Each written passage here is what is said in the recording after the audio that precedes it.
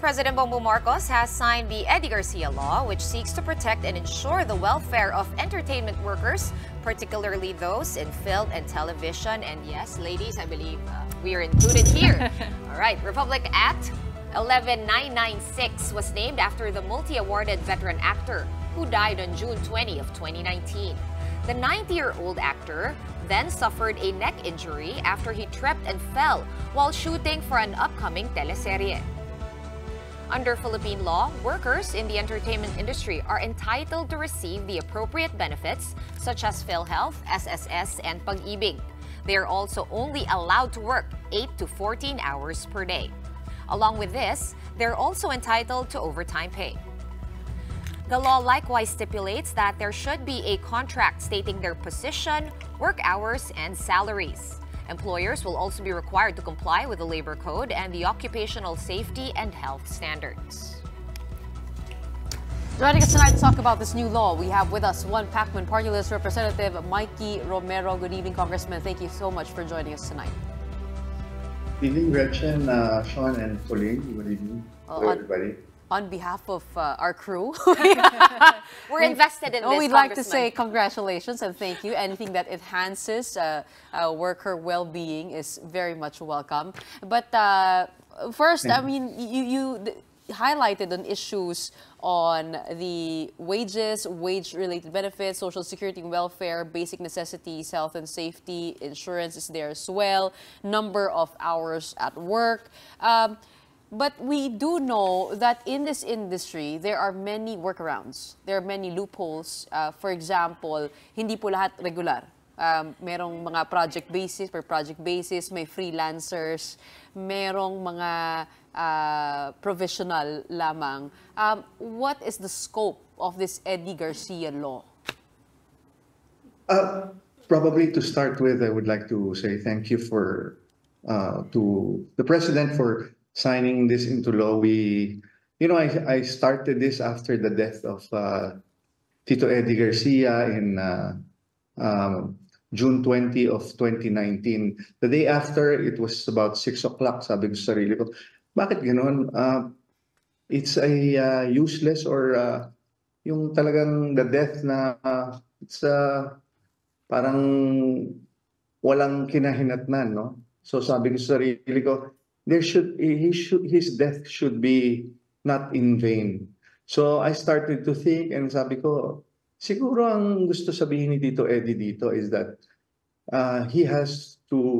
in his death, he has to protect the welfare of the whole industry. So I started jotting down and I started the occupational safety and health of the film, movie, and TV industry, you know. So I filed it and started to call it Eddie Garcia. Kagandahan, everyone jumped into it, which is good, no? Because a law is made by many lawmakers. So after that, the film industry went inside. Ang katakot-takot na debate. It started in the 18th Congress, and now, yesterday, May 27, his death, Eddie Garcia's death, is not in vain anymore. All right, but to ask again, Kong Mikey, no, yung tinatanong ni Gretchen kanina, does this apply to yung mga talent lang na tinatawag, yung mga hindi regular na employees? So does it mean everyone who's working on a production, no matter what it is entitled to benefits, overtime, etc.? And how are we planning to enforce this? Yes, whether permanent, because this industry doesn't have any permanency, no? So everyone is entitled to this Republic Act 11996. So lahat yan, no?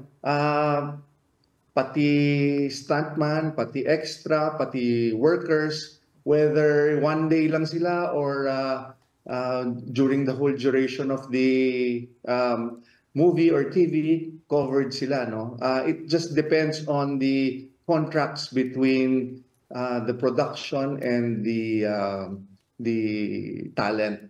So everything revolves around, because it stipulates here very clearly in Section 6 and 7 that the employer should execute an agreement with with the employee. So kailangan magkaroon sila ng kontrata, no? So this law now states that everyone, including extras, should have a contract with whoever is producing or whoever hired them. So there must be a contract first. Let's make that very clear, Kong Mikey.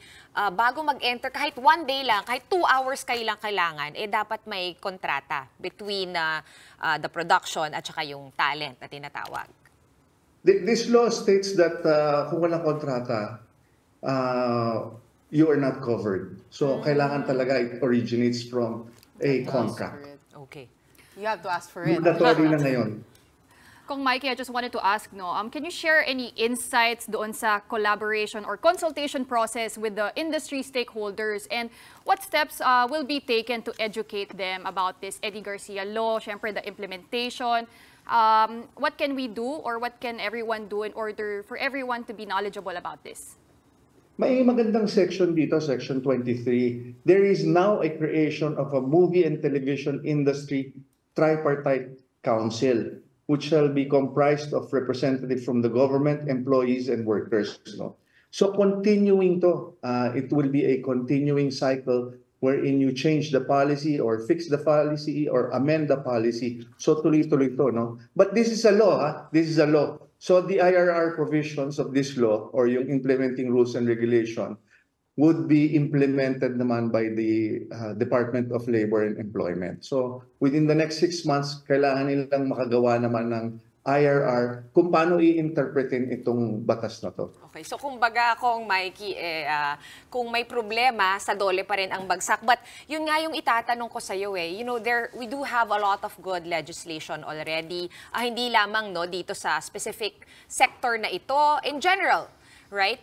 But there's always that gap between good legislation and actual enforcement on the ground. I know wala pang IRR na nadadraft, but are you also part of the process? And how do we ensure na magkakaroon ng accountability and proper channels para kung may hindi nagko-comply, makakapagsumbong yung mga affected? Mabigat na yung penalties dito ngayon. Unlike before, there was zero penalty. Now, the first offense, according to Section 24, is 100,000, 100,000. The second offense is 200,000, and the third offense is already 500,000.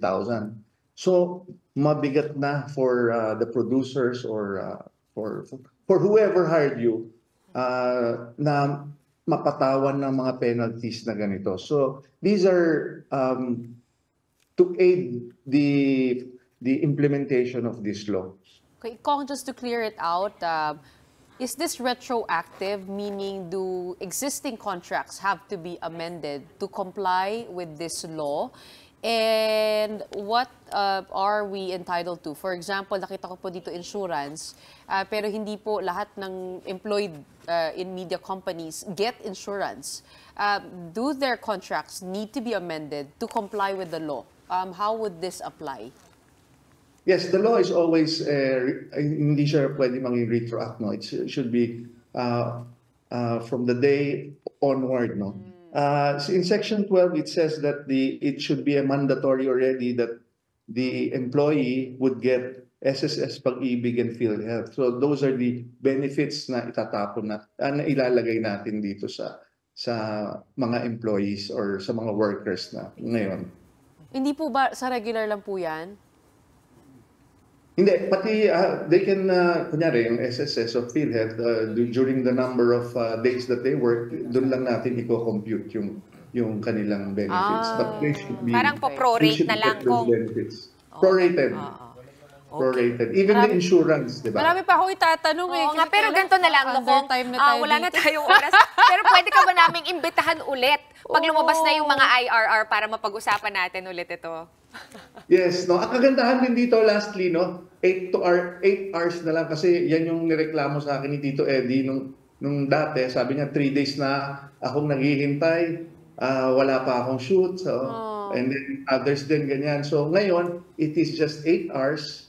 And then in between shootings or in between takes, kailangan may 10-hour kayong pahinga. So yan ang kagandahan nitong batas na to. Okay. marami tayong naidagdag at marami tayong. These are just the baseline. So tulungan nyo rin kami baguhin or i-amend or lagyan pa ng laman itong batas natin. Actually, kung ngayon pa lang, no, before pa na ipasa itong law na ito, meron nang ini-implement sa mga shooting ng mga pelikula na naririnig namin. Nagbabago na, kumbaga, yung kultura at yung tradisyon because nga of what happened to Eddie Garcia, and his death for sure is not in vain. Thank you so much for joining us tonight, One Pacman Party List Representative Mikey Romero.